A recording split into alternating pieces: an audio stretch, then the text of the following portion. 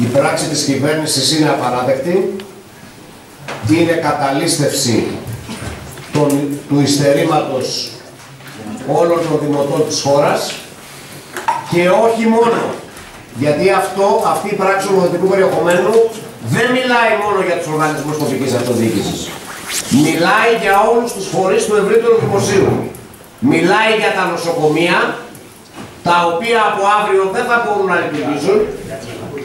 Μιλάει για τα πανεπιστήμια, τα οποία επίσης από αύριο δεν θα μπορούν να λειτουργήσουν. Και ουσιαστικά είναι εσωτερική στάση πληρωμών. Από σήμερα, όχι από 15 μέρες, είναι εσωτερική στάση πληρωμών.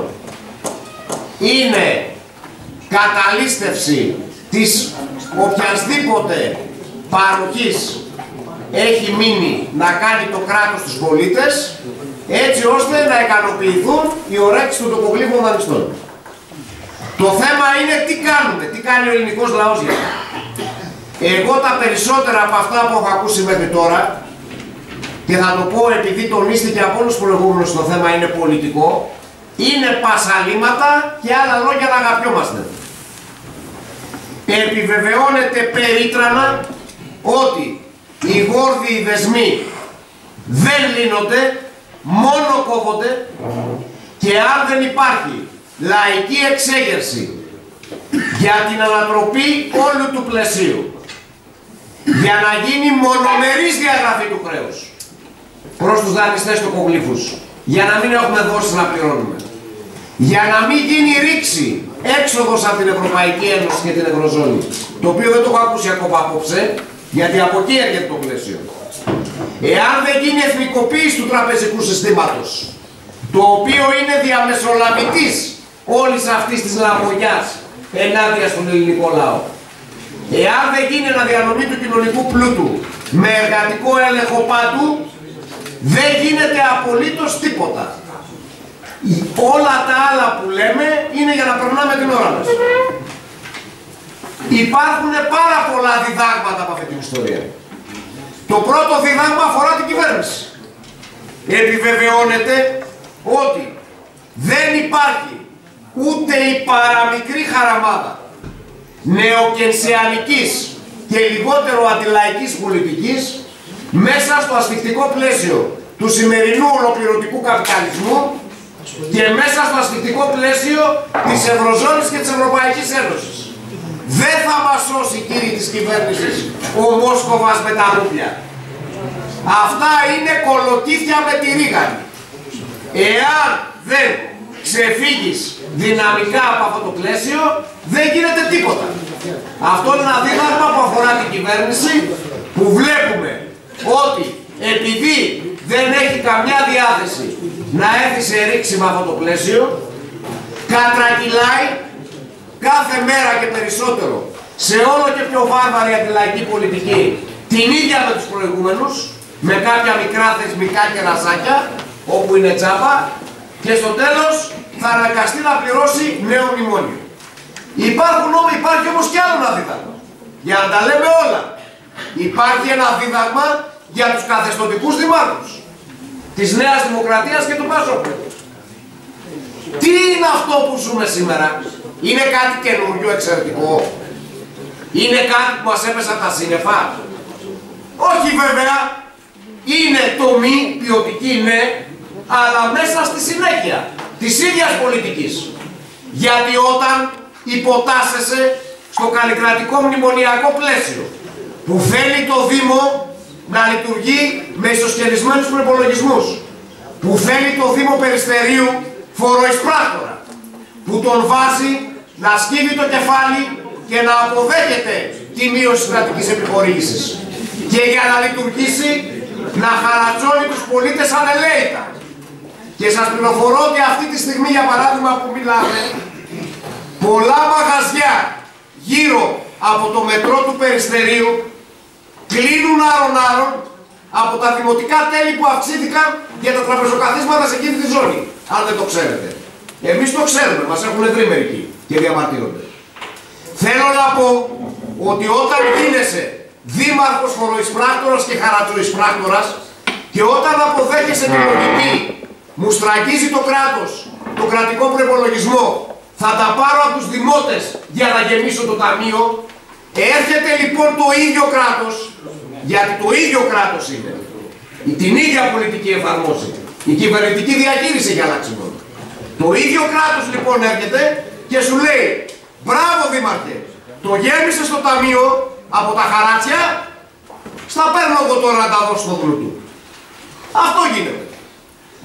Επίσης, όταν δεν πηγαίνεις να διεκδικήσεις δυναμικά μαζί με τους δημότες σου την αύξηση αυτή της κρατικής χρηματοδότησης και λες εντάξει δεν πειράζει, θα χαρατσώσω λίγο και θα τα βγάλω, αυτά παθαίνεις.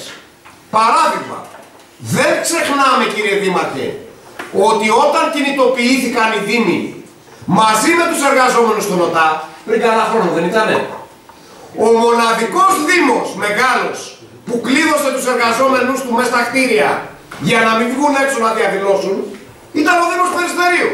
Για να μην κοροϊδευόμαστε δηλαδή. Για να μην κοροϊδευόμαστε. Εντάξει, δεν πειράζει.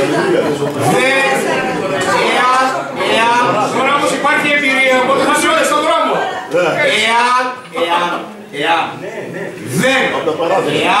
δεν αποδεχτείς τη ρήξη με το πλαίσιο του Καλλικράτη και των μνημονίων, αυτά που κάνεις είναι μία τρύπα στο νερό, άλλα λόγια να καπιόμαστε και άσπερη αντιπολίτευση. Κατά παραγγελία και αλακά. Αυτό λέμε εμείς. Και αυτά που λέγαμε τότε, τα λέμε και τώρα. Δεν έχει αλλάξει τίποτα από αυτά που λέμε. Είσαστε όλοι μάρτυρες. Και αυτά που λέγαμε τότε επιβεβαιώνονται τώρα. Επιβεβαιώνονται. Σε όλο τους το μεγαλείο. Άρα λοιπόν, εάν δεν θέλουμε να κάνουμε αντιπολίτευση άσφαιρη για τις εφημερίδες και αλακάρτ, αλλά ουσίας, εμείς σας καταθέτουμε και σας προκαλούμε, δεν έχω προλάβει να διαβάσω το ψήφισμα του Δήμου Πάτρας, ένα ψήφισμα που θα έχει τα ακόλουθα στοιχεία. Πρώτον, απαιτούμε να καταργηθεί η απαράδεκτη πράξη νομοθετικού περιεχομένου. Δεύτερον, ούτε €1 από το ειστέρημα του περιστεριώτικου λαού υπέρ του τοπογλύπου δανειστών.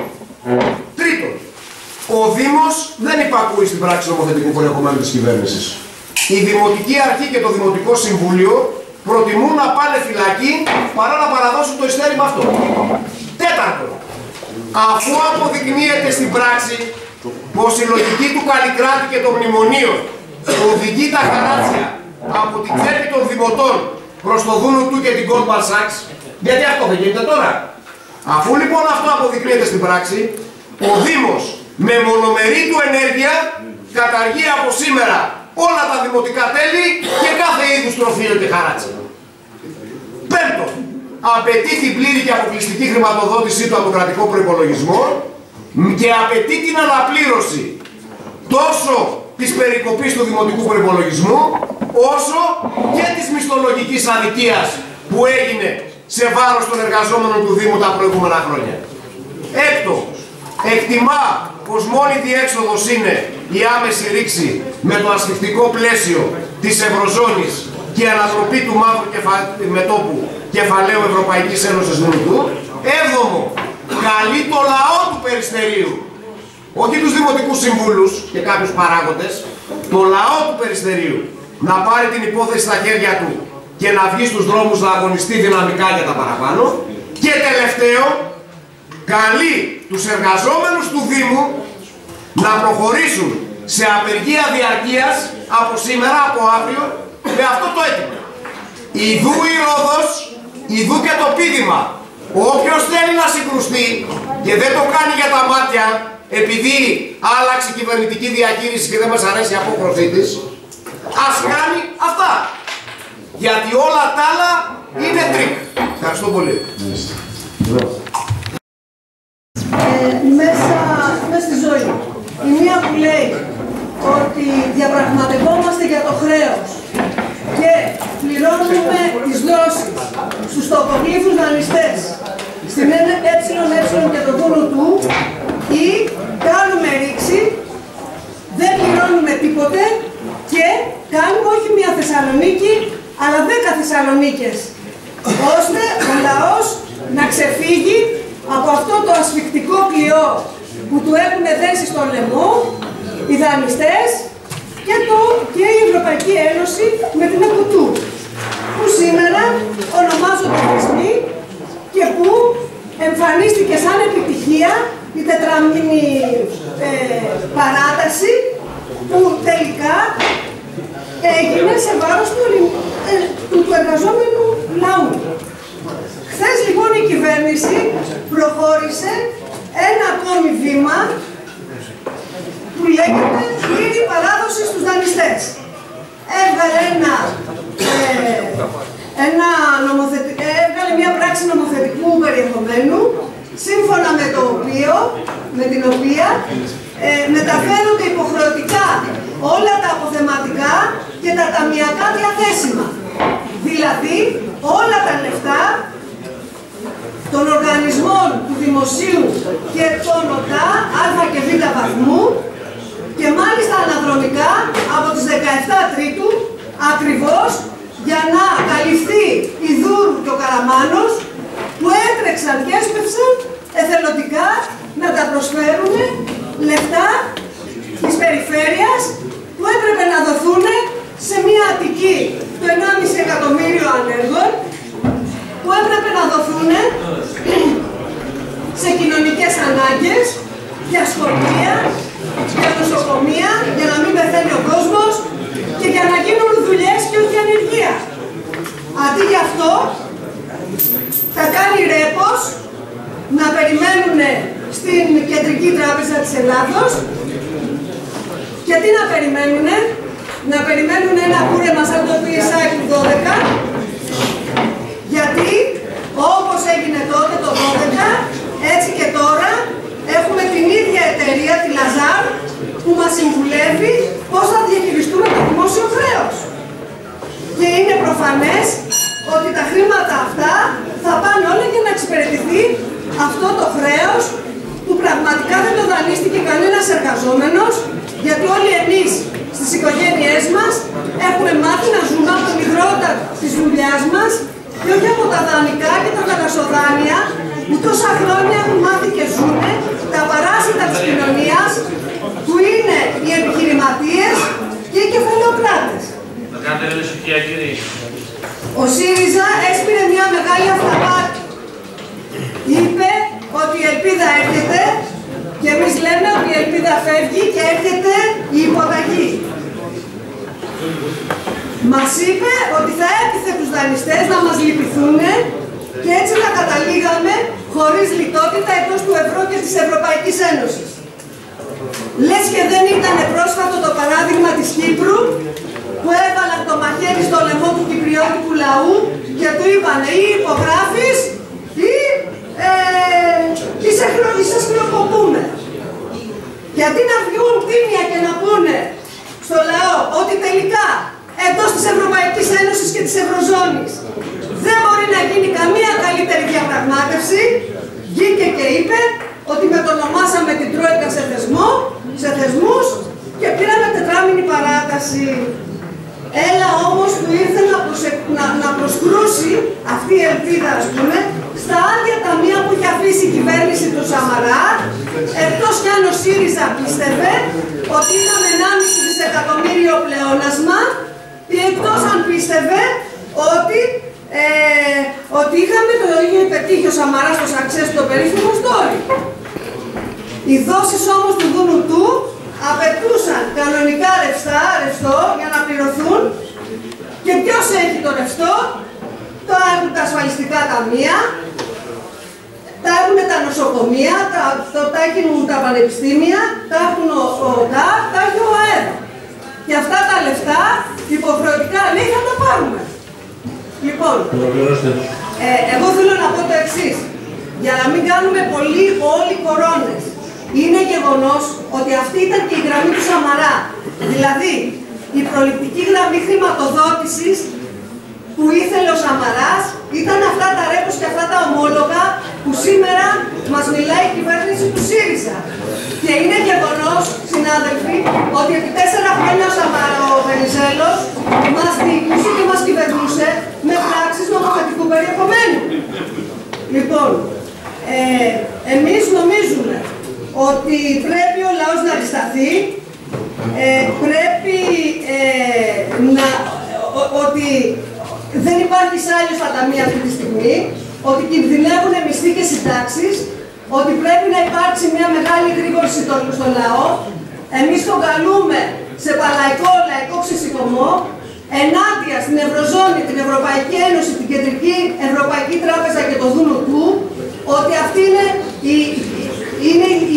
είναι που ρουφάνε το αίμα του ελληνικού λαού σήμερα, του εργαζόμενου, είναι αυτοί που με όπλο τους το χρέος διαλύουν την εργατική δύναμη και απαξιώνουν τη ζωή, οδηγούν τον κόσμο στις αυτοκτονίες και οδηγούν στην απογοήτευση, στην ξενιτιά και στην απόγνωση την νεολαία, και ότι αυτή η πολιτική πρέπει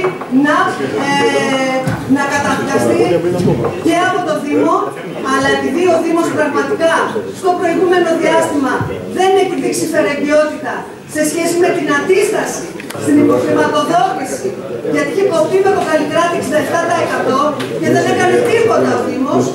Γι' αυτό τον λόγο εμείς θα καταψηφίσουμε το ψήφισμα που προτείνει ο Δήμαρχος και θα υπερασπιστούμε το δικό μας το ψήφισμα. Και εγώ συμφωνώ ότι θα είμαστε από εκείνους που και εμείς αυτή τη φορά, όπως και την προηγούμενη, πήγαμε στους εργαζόμενους και τους καλούσαμε να αντισταθούν. 2 λεπτά ρε συνάδελφε Λόλο. Συμφωνώ και εγώ ότι είναι σωστό οι εργαζόμενοι να μην ακούνε τον Δήμαρχο και τον κύριο Λίκο όταν τους λένε την περασμένη φορά. Μην κατεβαίνετε στην Αθήνα και καθίστε μες στα γραφεία σας. Έτσι δεν είναι, κύριε Λίκο. Είχα πάει και μια αυτοκίνηση. Την περασμένη φορά με έφυγε. Λοιπόν, σίγουρα όμως είναι γεγονός ότι έχει παίξει ρόλο χειραγώγησης στους εργαζόμενους ο Δήμος. Φάνηκε με τις 240 υπογραφές.